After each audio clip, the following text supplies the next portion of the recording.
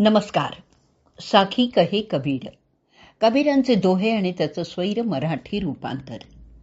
हे रूपांतर केलेलं आहे सौ मनीषाताई अभ्यंकर यांनी. आजचा भाग चालला आपला 364वा, प्रकरण चाललंय 61वा, परछाकव अंग. दोहे आज आपण घेणार आहोत 49 ते 53. प्रथम आपण 49वा दोहा ऐकूयात.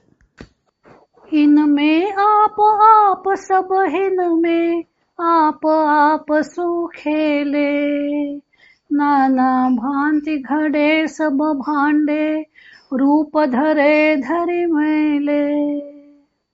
इनमें आप सब हिनमें आप सुखेले, नाना भांति घडे सब भांडे, रूप धरे धरि मैले.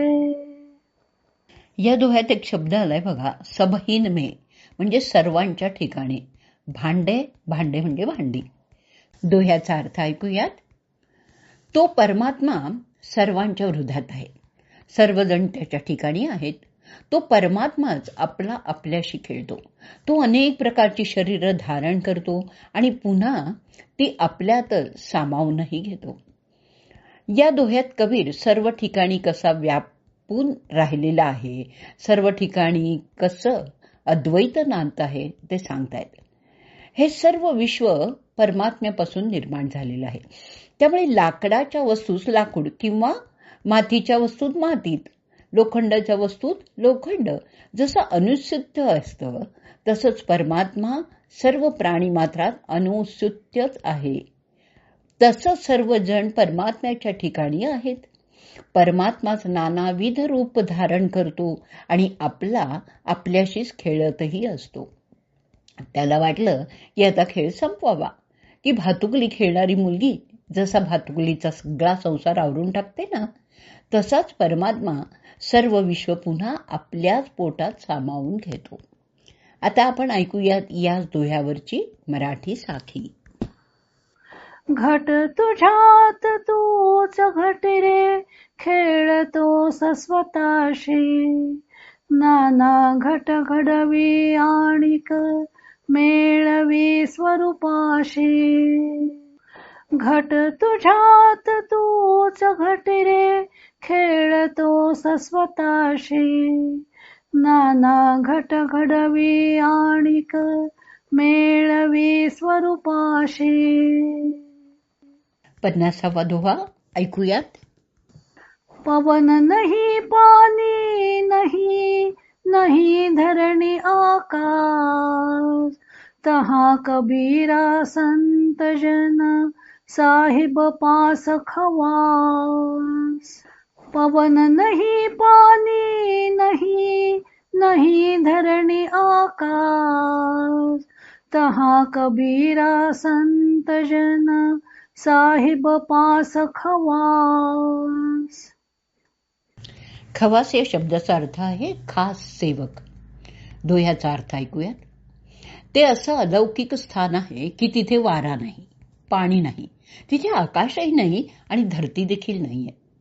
मग कबीर इथे म्हणतात की संत साधक जन परमात्म्याचे सेवारूपी ध्यान करतात. त्या अगम्य शून्यावस्थेतच ते असतात. ते असं अलौकिक स्थान आहे की तिथे वारा नाही, पाणी नाही, तिथे आकाशही नाही आणि धरती देखील नाहीये. कबीर म्हणतात की संत साधक जन परमात्म्याचं सेवारूपी ध्यान करतात. त्या अगम्य शून्यावस्थेत ते असतात. ह्या दोह्यावर नारदीय सूक्ताची छाप पडलेली आहे. नारदीय सूक्तात ऋषी म्हणतात, जेव्हा हे विश्व उत्पन्न झालेलं नव्हतं त्यावेळेस असत, असत म्हणजे इंद्रियांना अगोचर असं ज्याला म्हणतात तेही काही नव्हतं, आणि सत म्हणतात तेही नव्हतं. त्यावेळी अंतरिक्षात्मक रजलोकही नव्हता किंवा आकाशही नव्हतं. आकाशाच्या बाहेर पलीकडे जे काही आहे तेही नव्हतं. जेव्हा सृष्टीउत्पत्ती झालेली नव्हती तेव्हा पाणी, वारा, आकाश, पृथ्वी वगैरे काहीच नव्हतं. ते एकच परमात्म तत्व एकटेपणाने स्फुरत होतं. असं ते मूल परमात्म तत्व आहे.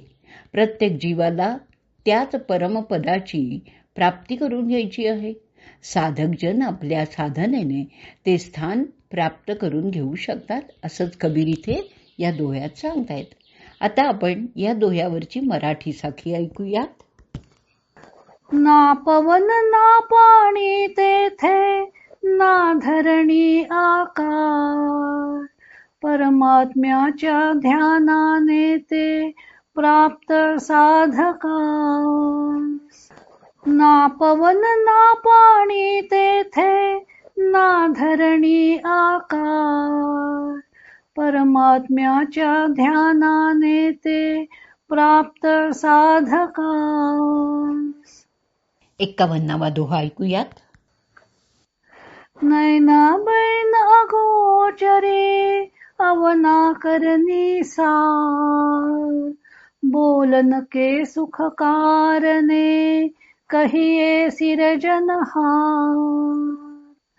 नैना बैन अगोचरे, अवनाकरणी सार, बोलन के सुख कारणे, कहिये सिरजनहार.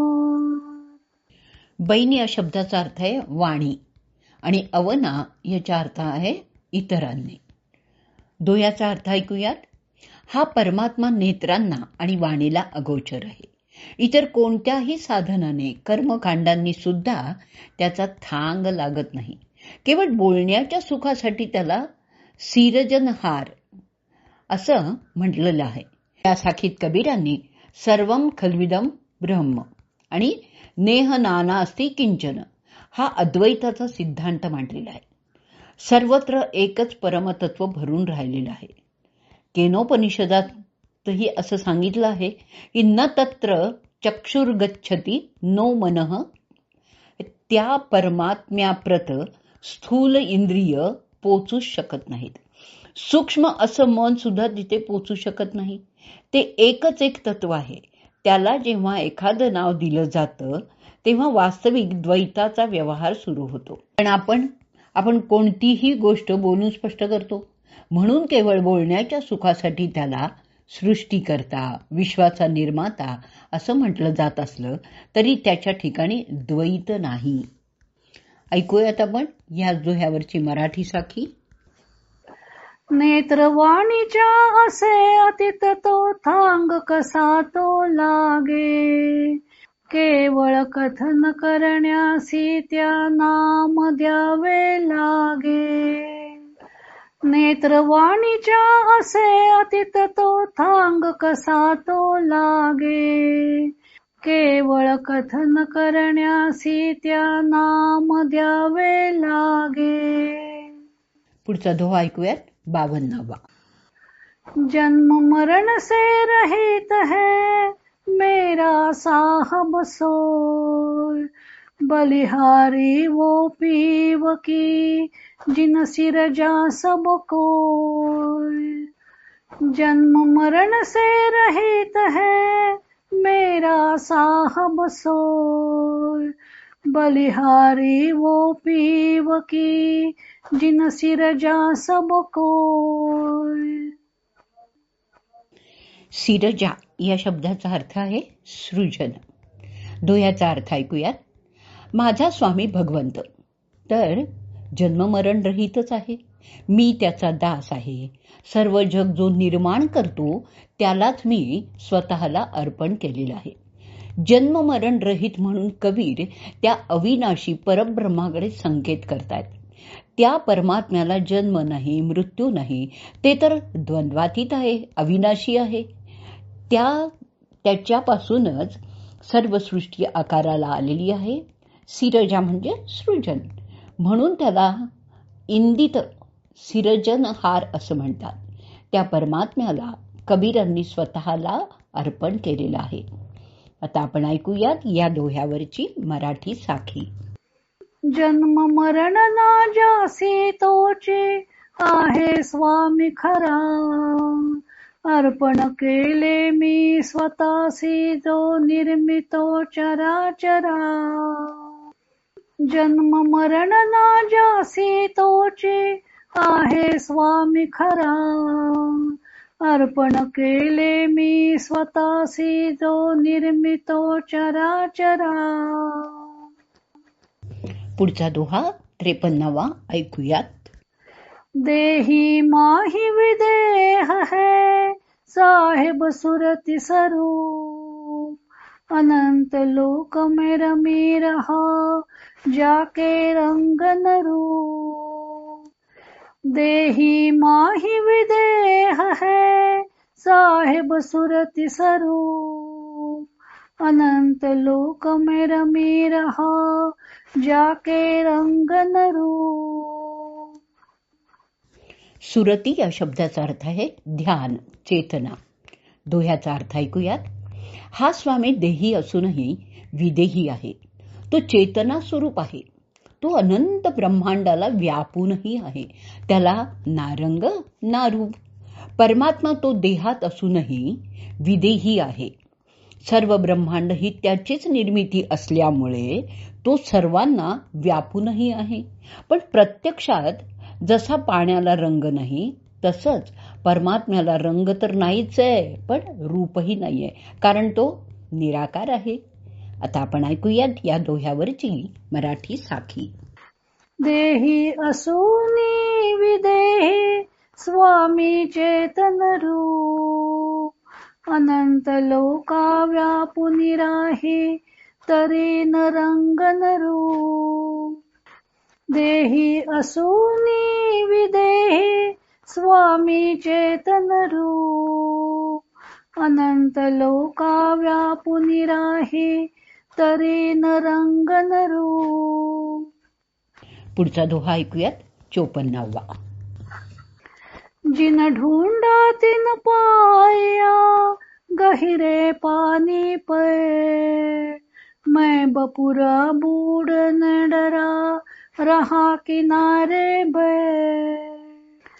जिन ढूंढा तिन पाया गहिरे पानी पे. मैं बपुरा बूढ़ न डरा रहा किनारे बैठ. अर्थ ऐकूयात.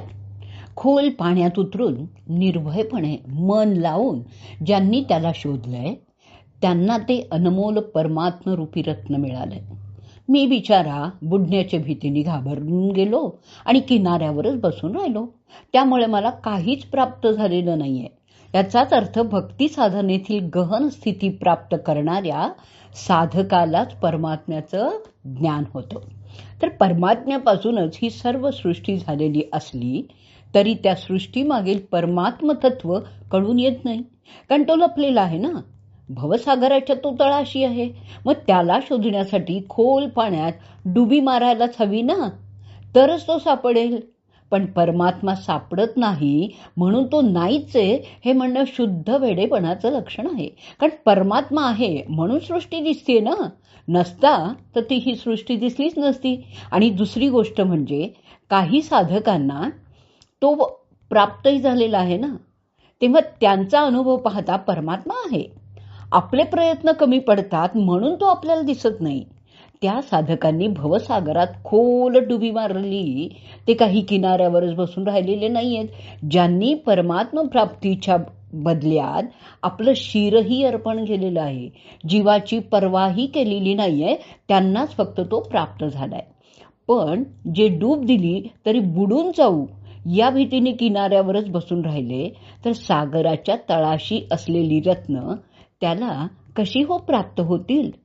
आता आपण ऐकूयात या दोह्यावरची मराठी साखी आणि या साखी बरोबरच आजचा भाग आपण इथेच थांबवणार आहोत. शोधण्यास त्या खोल उतरती त्यासी हरीची प्राप्ती.